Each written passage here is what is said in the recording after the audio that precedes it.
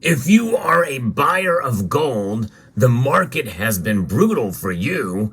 There are hardly any breaks, no rest, no pause in the gold prices seems to be the case, at least not at any substantial level.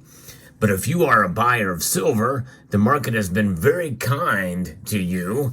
And in fact, that kindness is translating into a seismic shift that very well could be forming, according to the latest data from a major mint that I'm going to share with you right now as we explore.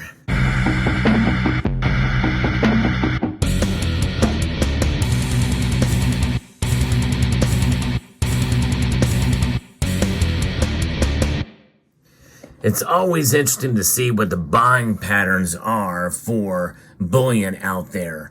And it's one of the things I like to keep up with us on the channel, even though these reports that come from some of these mints, though themselves may not necessarily give you an indication of where buyers are. It gives you a good idea in the snapshot of what could be a coming trend. And I think it's more likely that this shift is going to occur more so at a move away from gold and into silver, mainly because people just won't be able to afford gold, at least in the 1 ounce variety. And of course, we're talking about the number of ounces of gold that are sold per year. Now, let's take a look at some of the numbers for January for the Perth Mint, as shared with us by coinnews.net.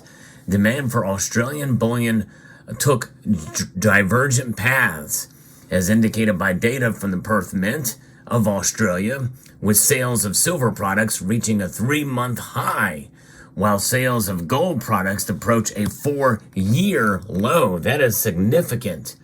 The Perth Mint's bullion gains compare against declining precious metals for January, with LBMI prices slipping 0.4% for gold and falling 2.9% for silver.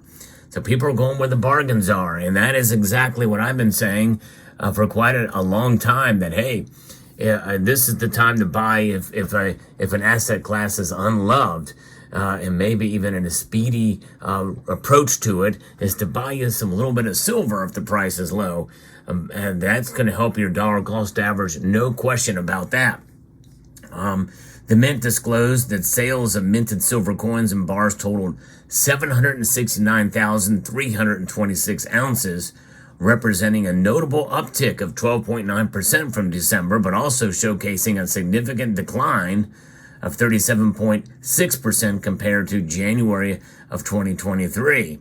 So when you look at that from a year-over-year basis, well, there's still a lot of room to move for buys for silver out there, and a lot of people are discouraged. I posted a video recently about the discouraging nature of silver, and it's kind of lost its way, especially compared to gold. But nonetheless, I think that means that it provides an opportunity if you are a buyer. But again, that has to be based off of your own personal situation. To me, the gold to silver ratio doesn't really come into play in terms of my buying. However, one thing is for sure, if gold does get too expensive for me, we will shift to either smaller gold sizes or maybe a foray back into silver again to stack. I think that's a real possibility for me personally. We'll see. In fact, I did buy some silver today. I'm going to show you that later in the video, because I think there's something about silver that is quite intriguing and beautiful. But also, if you can find it at a good price, it's definitely a good thing to do. And I'm going to show you another piece too that was sent to me by Germanium Mint. So stay tuned for later in the video to see that.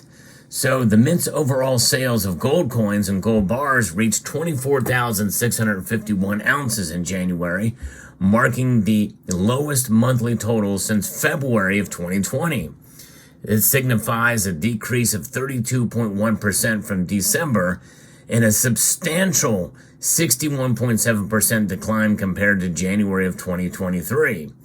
Now, Perth Mint is a little different because a lot of times their products, they're so well produced, and there are some slight premiums to them that you don't see sometimes in just regular straight bullion pieces. But typically you do find at least prices comparable to the Eagles. And although this is just one mint, Perth Mint is a major mint. And this could start and set a trend for silver and gold in the coming year or so, as we continue to see pressure on price for both metals in one direction or another. And I believe in having these metals in your portfolio regardless of price. But I think it's a matter of how and when you buy, because I think that is crucial when you're making purchases, is to be able to make buys for the lowest price possible if you're stacking. But it's good to have it in your portfolio, because it's always good to have savings outside of the current system from which we find ourselves apart.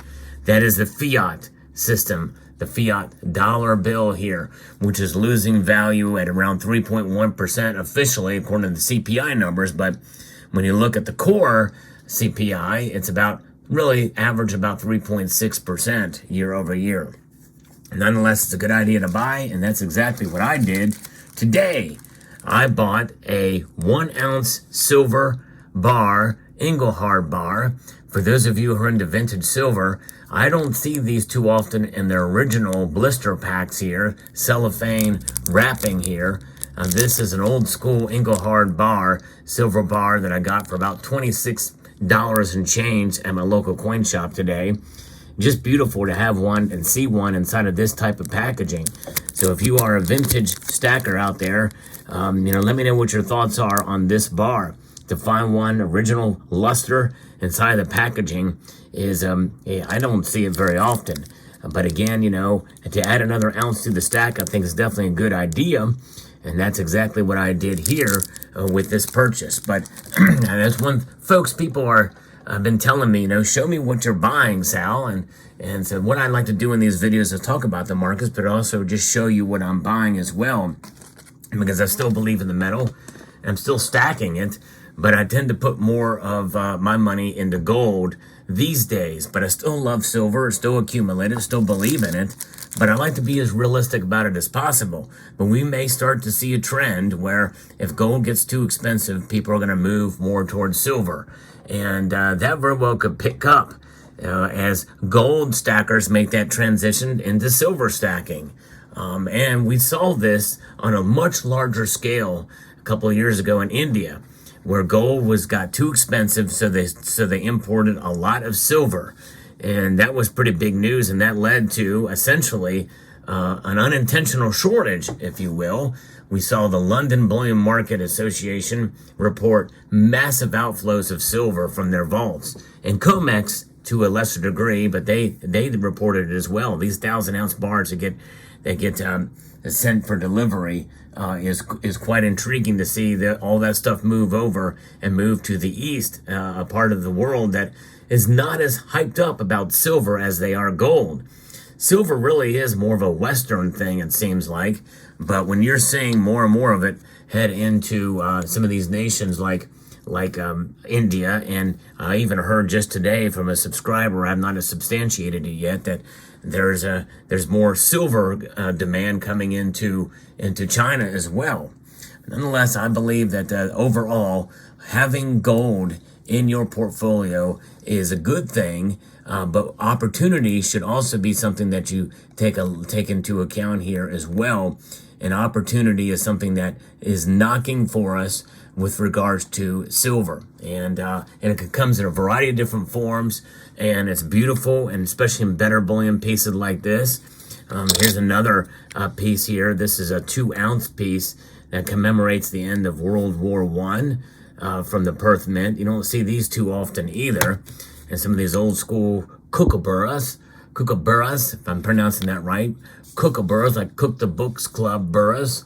And also, then you have also this from the Germanium Mint. They sent me for review the newest 2024 Germania. Beautiful, and it comes in different sizes.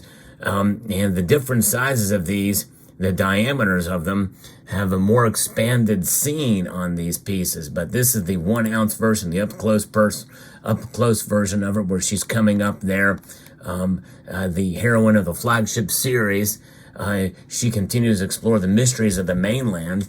So it's sort of a reoccurring theme of travel for Germania, and she's come from a ship to landing on the rocks to now she's exploring the mainland and become accustomed to the lush vegetation with boulders of magical runes swarm. Her every move is followed by 2 ravens, which are the eyes and ears of Odin, the god of war and wisdom and poetry. And so, yes, indeed, each coin in the collection of 1, 2, 10 ounce, and 1 kilograms, and it introduces another innovations on the obverse with the individual design elements change that we see here, but they carry on kind of the same theme. And on the reverse is the common 5 mark denomination, which is a fantasy denomination for it, but beautifully well done by the Germania Mint as always. Reeded edge too, but there you have it. So silver can come in a variety of different forms. You can make it fun by adding to your portfolio with silver in the physical form, and I like that about the metal. So let me know what your thoughts are about today's report. Hope you found this video informative, insightful, and educational. Would like to extend a multitude of gratitude to each and every one of you for taking the time to watch, and to encourage you to please rate, share, comment, and subscribe.